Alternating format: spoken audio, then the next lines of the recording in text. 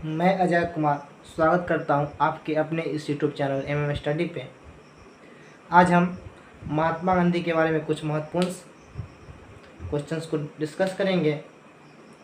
महात्मा गांधी से अक्सर प्रतियोगिता परीक्षा में पूछे जाते हैं क्वेश्चन, तो आइए देखते हैं। महात्मा गांधी, जिनका पूरा नाम मोहनदास करमचंद गांधी था, इनके पिता का नाम करमचंद गांधी था, जो पेशे से दीवान थे। इनकी माता का नाम पुतलीबाई था। यह करमचंद गांधी की चौथी पत्नी थी। महात्मा गांधी का जन्म 2 अक्टूबर 1869 को हो गया था। महात्मा गांधी का जन्म स्थान पोरबंदर, गुजरात में था। महात्मा गांधी की पत्नी का नाम कस्तूरबा गांधी, जिन्हें बा भी बोला जाता है।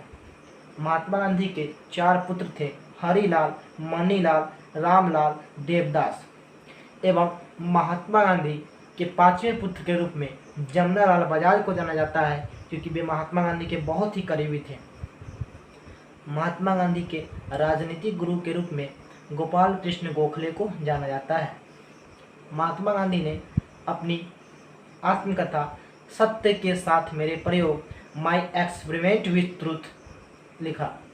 महात्मा गांधी की मृत्यु 30 जनवरी 1948 को हो जाती है और इस दिन हम शहीद दिवस के रूप में मनाते हैं। महात्मा गांधी को नाथूराम गोडसे ने गोली मारकर हत्या कर दिया था।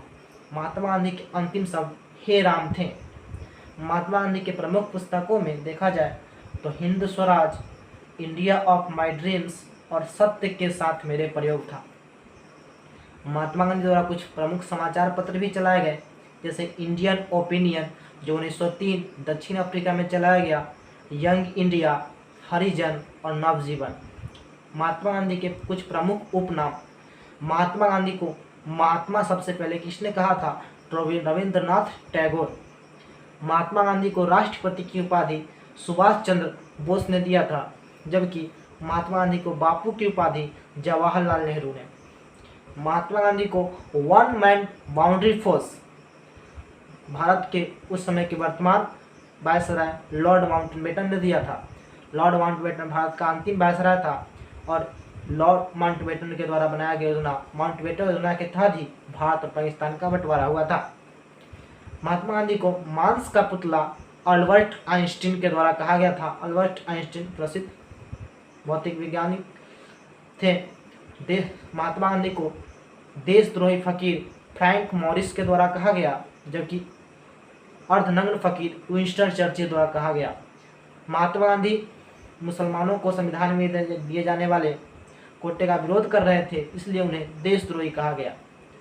जबकि विंस्टन चर्चिल जब 1931 में द्वितीय गोलमेज सम्मेलन में महात्मा गांधी धोती पहने ही वैसे ही चले गए थे और उस समय के वर्तमान राजा से उनका मिलना था, तो इसीलिए उनको देखकर, महात्मा गांधी को देखकर विंस्टन चर्चिल, जो वर्तमान समय उस समय का प्रधानमंत्री था, उन्होंने महात्मा गांधी को अर्धनग्न फकीर कहा।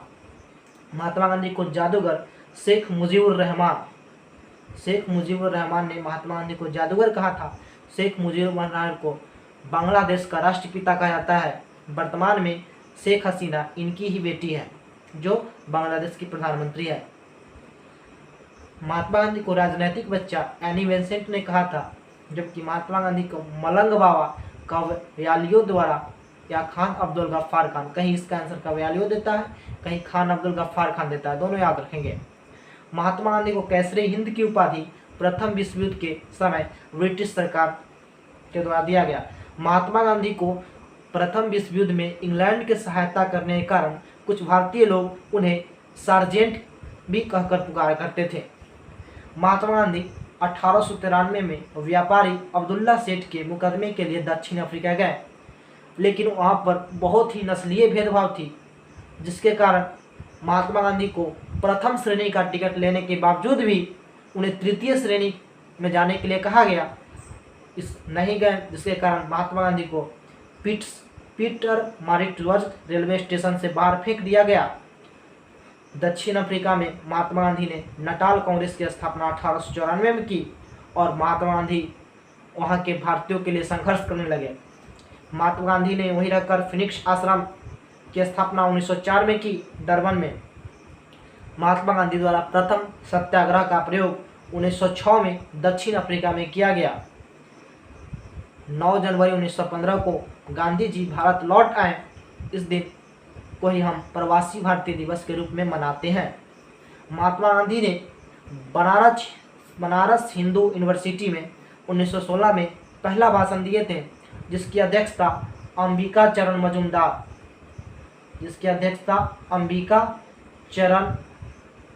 मजूमदार ने किया था। इसी सम्मेलन में बिहार के किसान राजकुमार शुक्ल गए थे, जो गांधी जी से बहुत ही प्रेरित थे। उन्होंने गांधी जी को चंपारण आने का न्योता दिया और गांधी जी इन्हीं के बुलावा पर चंपारण गए। महात्मा गांधी द्वारा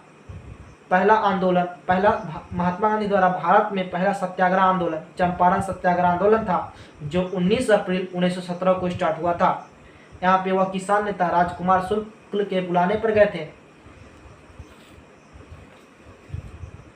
तिनकठिया प्रणाली के विरोध में, क्योंकि चंपारण में तिनकठिया प्रणाली व्यवस्था थी, जिसके तहत 3 कट्ठा में 20 कट्ठा में 3 कट्ठा नील की खेती करना अनिवार्य था। अहमदाबाद मिल मजदूर आंदोलन 1918। गांधी जी द्वारा भारत में यह प्रथम भूख हड़ताल थी। खेरा आंदोलन 1918। अकाल पड़ जाने पर भी किसानों से भूमि कर वसूला जा रहा था। इसी आंदोलन में वल्लभ भाई पटेल से गांधी जी की मुलाकात हुई।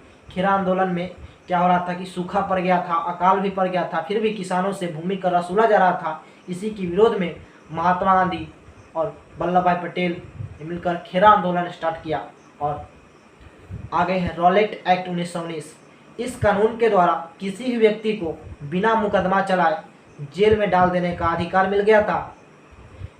यह इस समय भारत के वायसराय चेम्सफोर्ड थे। गांधी जी ने इस एक्ट को काला कानून कहा था। इसे बिना अपील, बिना दलील और बिना वकील का कानून भी कहा जाता है। जालियांवाला बाग हत्याकांड 13 अप्रैल 1919 को हुआ था। सैफुद्दीन किचलू एवं डॉक्टर सत्यपाल सिंह, जो पंजाब के नेता थे, उनको इसी एक्ट के तहत गिरफ्तार कर लिया गया था। इसलिए उनको छुड़ाने के लिए अमृतसर के जालियांवाला बाग में सभा आयोजित किया गया था। गवर्नर डायर ने गोली चलाने का आदेश दे दिया, जिसमें लगभग 1000 लोग मारे गए। इसमें हंसराज नामक भारतीय कायर ने अंग्रेजों का साथ दिया था। इसकी जांच के लिए भारत सचिव उस समय के मॉन्टेग्यू ने जांच के लिए हंटर कमीशन को नियुक्त किया, जबकि कांग्रेस की तरफ से मदन मोहन मालवीय की अध्यक्षता में एक समिति की नियुक्ति की गई।